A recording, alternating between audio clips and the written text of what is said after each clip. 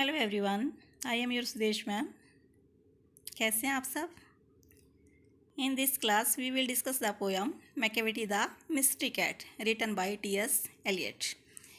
बच्चों, सबसे पहले आपको पोएम और जो पोएट है उसका नेम ज़रूर लर्न करना चाहिए, क्योंकि कोई भी एग्जाम होता है उसमें पोएम और पोएट का नेम आपसे ज़रूर पूछा जाता है। Let's start our poem. Do you know have a pet cat? Do you have a pet cat? क्या कभी आपने पेट के रूप में किसी कैट को रखा है? Have you ever noticed anything mysterious about it? Mysterious होता है थोड़ा सा रहस्यमयी। क्या कभी आपने उसके बारे में कुछ ऐसा मिस्टीरियस चीज़ें नोटिस की हैं?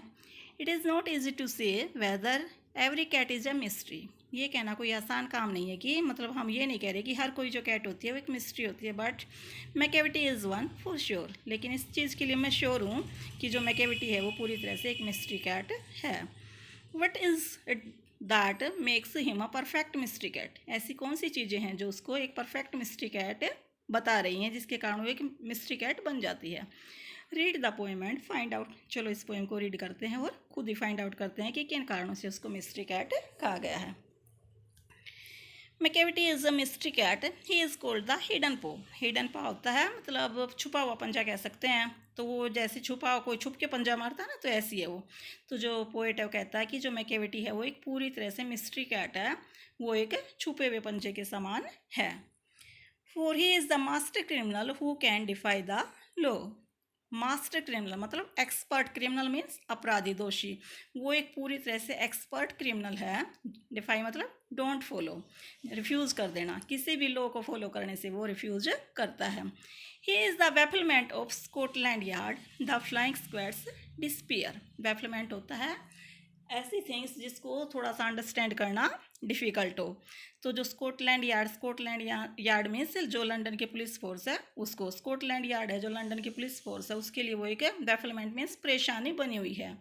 The flying squads despair. Flying squads भी जो सोल्जर्स का ग्रुप होता है, पुलिस का ग्रुप होता है, उसके लिए वर्ड यूज जो है डिस्पेयर मतलब उदासी, उनके लिए भी असफलता और उदासी का कारण बनी हुई है। For when they reach the scene of crime Macavity is not there. क्यों बनी है उनके लिए? क्योंकि जैसे ही वे क्राइम के सीन पे मतलब जहाँ पे भी कोई क्राइम होता है, कोई अपराध होता है, जैसे ही वहाँ पे पुलिस फोर्स पहुँचती है तो जो मैकेविटी है वो वहाँ पे नहीं मिलता। Macavity there is no one like Macavity. Poet कहता है कि मैकेविटी है, उसके जैसा कोई नहीं है। He is broken every human law, he breaks the law of gravity. वो हर किसी जो ह्यूमन लॉ होते हैं, मनुष्य ने जितने भी लॉ बनाए हैं, कानून बनाए हैं, सभी को वो तोड़ता है। He breaks the law of gravity, उसने ग्रेविटी के लॉ को भी, कानून को भी तोड़ दिया है। His powers of levitation would make a fakir stare. Levitation, power of levitation होती है कि हवा में तैरने की शक्ति, बिना किसी सहारे के, बिना किसी स्पोर्ट में जब कोई हवा में तैरता है उसको तो लेविटेशन की पावर बोलते हैं। तो जो उसकी पावर ऑफ लेविटेशन है उसके कारण उसकी जो निगाहें हैं वो फ़कीर के जैसी हो गई। स्टेयर मतलब निगाहें, जैसे एक फ़कीर मतलब फ़कीर के अंदर कुछ सुपर नेचुरल पावर्स होती हैं, वैसे उसके अंदर ऐसी पावर्स आ गई हैं। And when you reach the scene of crime Macavity is not there. Poet फिर से कह रहा है, उसी चीज़ को रिपीट कर रहा है, यहाँ पे रिपीटेशन है कि जैसे ही आप क्राइम के सीन पे पहुँचोगे तो मैकेविटी आपको वहाँ पे नहीं मिलेगा। बहुत ही स्मार्ट और वो क्लेवर है। You may seek him in the basement, you may look up in the air. आप उसको कहीं बेसमेंट में भी ढूंढ सकते हैं, हवा में भी उड़ते हुए देख सकते हैं। But I tell you once and once again Macavity is not there. लेकिन जैसा कि मैं आपको बार बार बता रहा हूँ कि वहाँ पे मैकेविटी नहीं मिलेगा। Macavity is a ginger cat, he is very tall and thin. अब जो मैकेविटी की जो फिजिकल स्ट्रक्चर है वो बताई गई है। Macavity is a ginger cat. Ginger वैसे तो अदरक होती है, तो वो कोई अदरक तो है नहीं, ये एक सिंबॉलिक वर्ड है, मतलब उसके जिंजर जैसे टेढ़ी मेढ़ी होती है, तो उसको इस वे में भी हम यूज़ कर सकते हैं। थोड़ी सी जिंजर थोड़ी सी तीखी होती है, उस वे में भी यूज़ कर सकते हैं, तो वो एक जिंजर कैट है। He is very tall and thin, tall भी और थिन भी है। You would know him if you saw him, for his eyes are sunken in. Sunken in होता है थोड़ा सा अंदर की तरफ धंसी हुई। आप उसको यदि देखेंगे तो आप इजीली उसको पहचान लेंगे, क्योंकि जो उसकी आइज हैं वो अंदर की तरफ थोड़ी सी धंसी हुई हैं।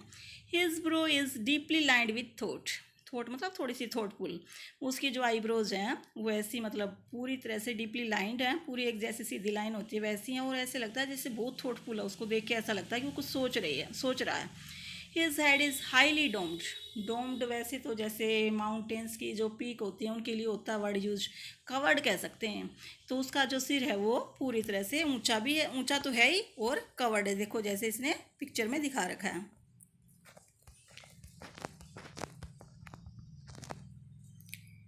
His coat is dusty from neglect. His whiskers are uncombed. Dusty means धूल भरा, नेगलेक्ट मतलब इग्नोर, ध्यान नहीं देना। उसका कोट डस्टी है, धूल से भरा हुआ है, क्योंकि वो ध्यान नहीं देता इस तरफ। हिज विस्कर्स, विस्कर्स मीन्स मूछें, अनकॉम्ड, कॉम्ड होता है जैसे कंघी करना, अनकॉम्ड मतलब उलझी हुई कह सकते हैं, जिसमें कंघी ना की गई हो। और उसकी जो मूछें ऐसी लगती हैं कि जैसे उलझी हुई हैं, उनमें कई दिन से कोई कॉम्ब उसने नहीं किया।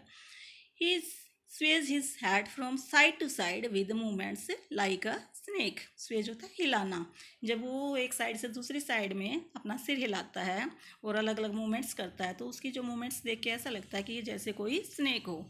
And when you think he is half asleep, he is always wide awake. जब आपको लगता है कि वो आधा सोया मतलब अर्ध निद्रा में है, तो वो हमेशा पूरी तरह से जगा हुआ होता है। Macavity, Macavity, there is no one like Macavity.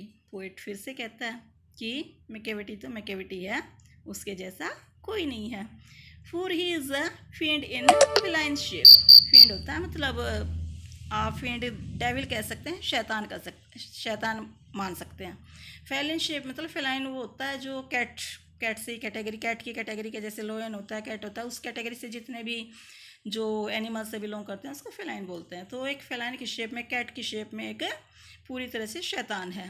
A monster of depravity. Depravity means moral corruption.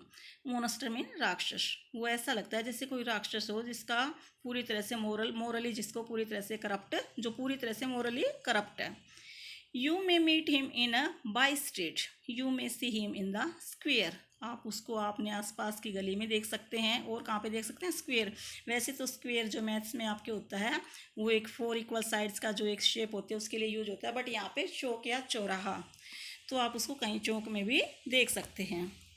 But when a crime is discovered then Macavity is not there. लेकिन जैसे ही क्राइम डिस्कवर्ड होता है, आप वहाँ पे पहुँचते हैं, तो जो मैकेविटी है वो वहाँ पे आपको नहीं मिलेगा।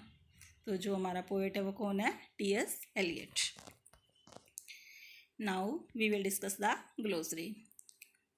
डिफाई, डिफाई होता है इनकार करना, रिफ्यूज़ करना, डिसओबे करना, डिसओबे और रेसिस्ट ओपनली, खुल के किसी चीज़ का विरोध करना, किसी चीज़ को फॉलो ना करना।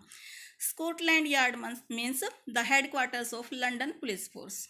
जो लंदन पुलिस फोर्स के हेडक्वार्टर्स हैं उनको हम स्कॉटलैंड यार्ड बोलते हैं। Flying squad means a group of police और soldiers ready to move into action.